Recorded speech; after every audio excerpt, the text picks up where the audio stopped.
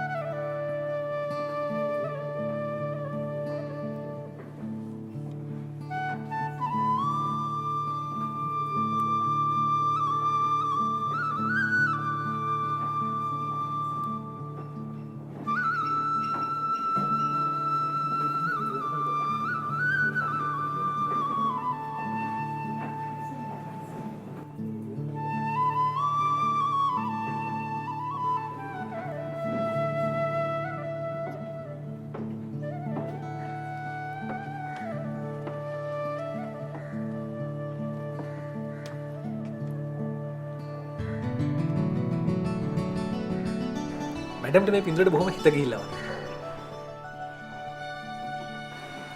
මේ පින්තූරය ඇතුලේ බොහොම ලොකු කතන්දරයක් තියෙනවා මැඩම්. මැඩම් ගීසුමානේ පත්‍රෙ ලියලා තිබු කෙටි කතාව ඒක හරිම සංවේදී. මේ පින්තූරය ගත්තේ කොහෙදද? මේක අනුරාධපුරේදී ගත්තේ මැඩම්. අනුරාධපුරේ කිව්වේ? නාචදුවේ.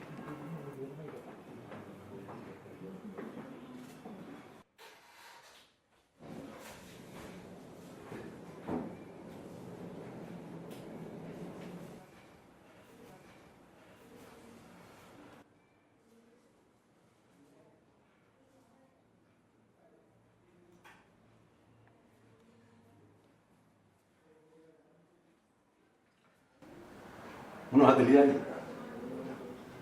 ආජ් ෂෝට් ස්ටෝරි එකක්ද? නෑ. දැන් තමයි ඔයාගේ කෙටි කතා ශෛලිය ඔයාටම අනන්‍ය විදියට ගොඩනැගිලා තියෙන්නේ. මේකට අනුභූතිය වෙලා තියෙන්නේ අසරණ වයසක මිනිසෙක්ගේ එදා ඔයා දැකපු පින්තූරය. ඒ පින්තූරය ඔස්සේ ඔයා මුළු පාඨකයම ගෙනියන පුදුමාකාර ලෝකයකට. ඔයා නූතන සමාජයේම විග්‍රහ කරනවා ඒ ඔස්සේ. බොහොම සෞන්දර්යාත්මක අත්දැකීමක්. තමන් පෙළෙන ජීවිතයත් එක්ක තමයි ලියන එකේ මූල බීජය.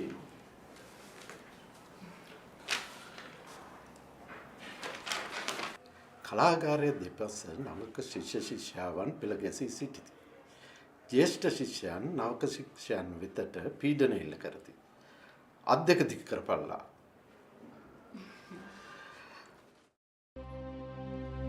සියල්ලන් දෑත් දිගු කරති.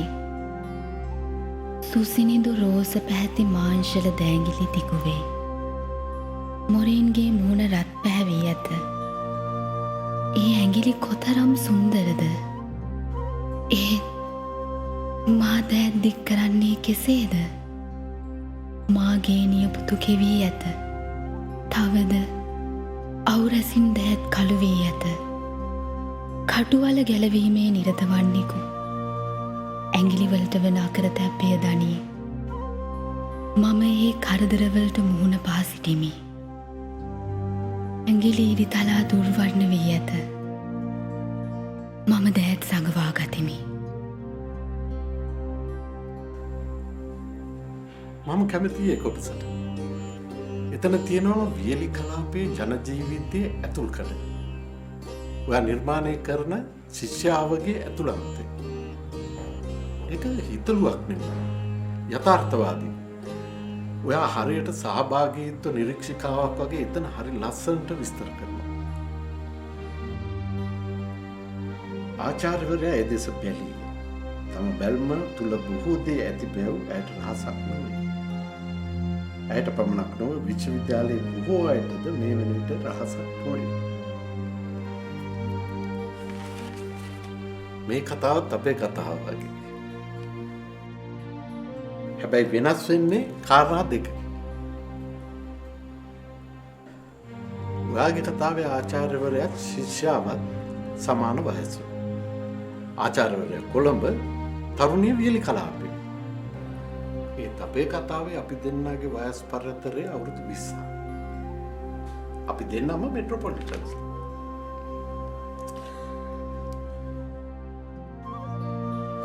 උපාධි ප්‍රදානෝත්සවයට දෙමව්පියන් පැමිණ සිටී. එක් එක් දරුවන් දෙපසින් මව්පියන් සෙනෙහසින් බලා සිටිති.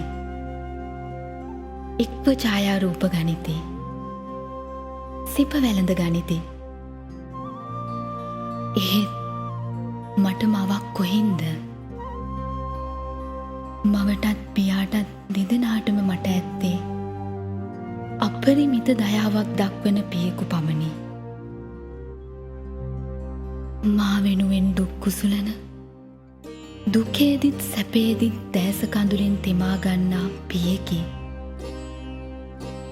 එහෙත් වයස අවුරුදු 60ක් ඉක්ම වූ අමුම අමු හත්ත පිටිසර ගොවියෙකු මේ සභාව මැද්දට මා කැඳවාගෙන එන්නේ කෙසේද?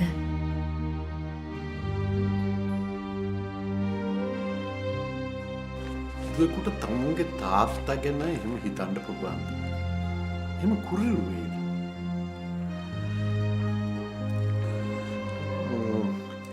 එකාතකට අපිට මෙහෙමත් හිතන්න පුළුවන්. තමුන්ගේ අලුත් සමාජ වටපිටාව නැති කරගන්න ඇයට තියෙන බය. ඒ වගේම තමුන්ගේ පෙම්වතා නැති වෙයි කියලා තියෙන බය. ඔයක හරි ලස්සනට ජෙනරලයිස් කරලා තියෙනවා. ඒ කතාව කියවපුවම මට ඇත්තටම හිතුණා ඒ රන්හාමි කියන මනුස්සයා මුණ ගැහෙන්න. Useless. Why?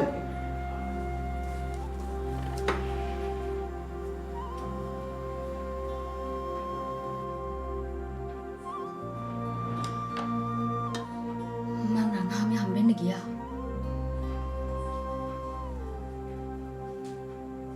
ඔයා? කවද්ද? කොහොමද?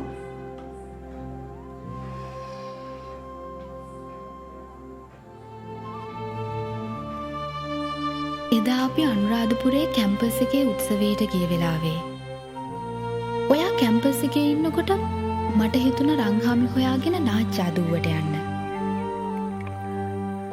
නොකිය යන ගමනේ හරි වැරද්ද ගැන දෙපාරක් හිතන්නේ නැතුව මම මගේ හිතේ තෙරපෙන කාරණාවට ඉඩ දුන්නා.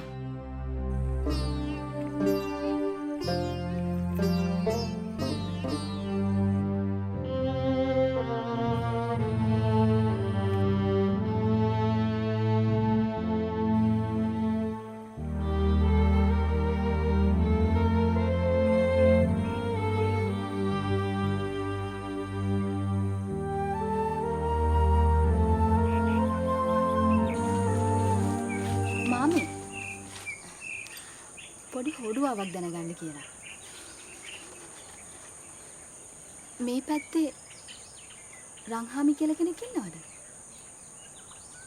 මේ නෝනා ඒ උන්දගේ කවුද?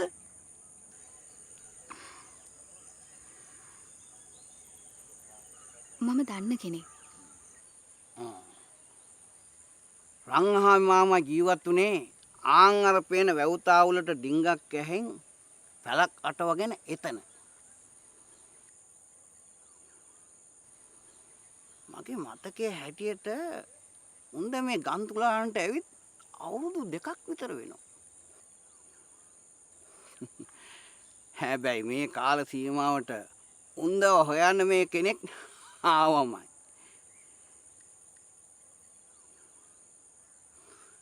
ඒ හරි අලිමංකඩ නෝනේ. අපි කොච්චරනම් කිව්වද වෙන අහකින් පැලක් අටව ගන්නට කියලා. කෝ ඇහුවේ? මාමට පුළුවන් නම් මාව එතෙන්ට එක්කන් යන්න ලොකු උපකාරයක්.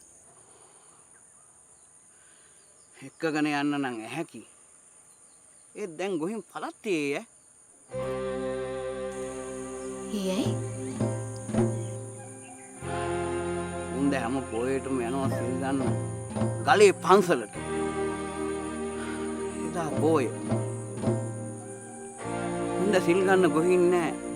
පපු ඇදුම් කනවා කියලා. එදා රාත්‍රිය තමයි නෝනේ තනියා ඇවිත් තියෙන්නේ.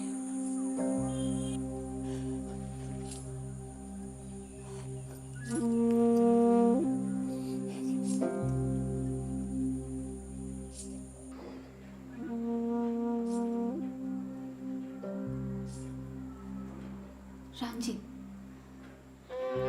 මම ඔයාගෙන් ප්‍රශ්නයක් අහන්න. ඔයා මට හිතට එකඟව උත්තර දෙනවා.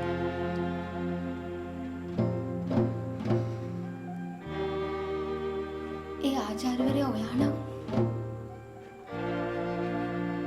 ඒ වියලි කලාපේ කෙල්ලට ඔයා අනුකම්පා කරනවද? ඔව්. ඇයි ඒ? ජීවියේ පරිසරයට මුහුණ දෙන ක්‍රම දෙකක් තියෙනවා. එකක් තමුන්ට ඕන විදිහට පරිසරය වෙනස් කරන එක. අනිත් එක පරිසරයට අනුගත වෙන එක. ඉතින් මේ කෙල්ල කරලා තියෙන්නේ පරිසරයට අනුගත වෙන්න. ජීවිතේ මොන තරම් මල් පිපුණත් ඒ මල් වලට පිපෙන්න ශක්තියක් දීපු. පොළව යට වැළලිලා තියෙන මුල් අපිට කවදාවත් අමතක කරන්න බැහැ රංජි.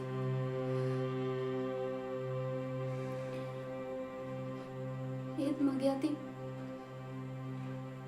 ඒ අතපසු වීම සිද්ධ වුණා. ජීවිතේ කවදාවත් අමතක කරන්න බැරි පසුතැවීමක් ඉදිරි කළා.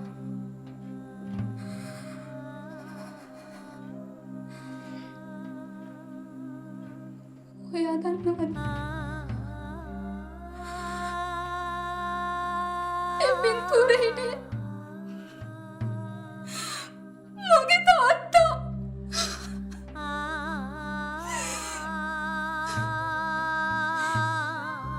ඒ කතාව මගේම කතාව.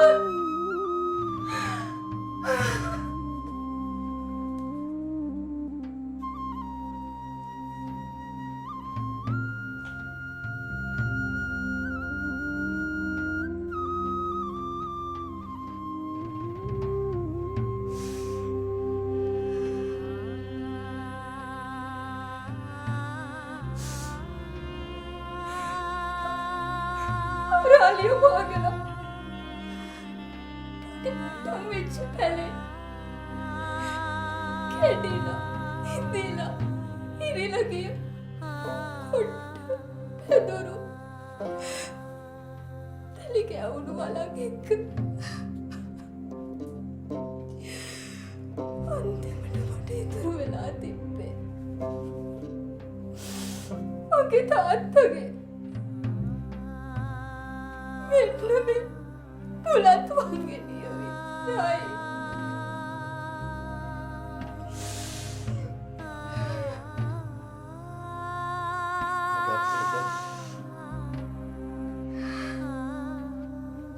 රංජි මේ දැලිට මේ පව්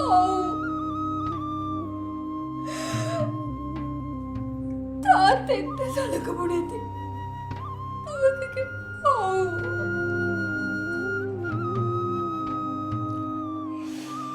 යත් සෝදක.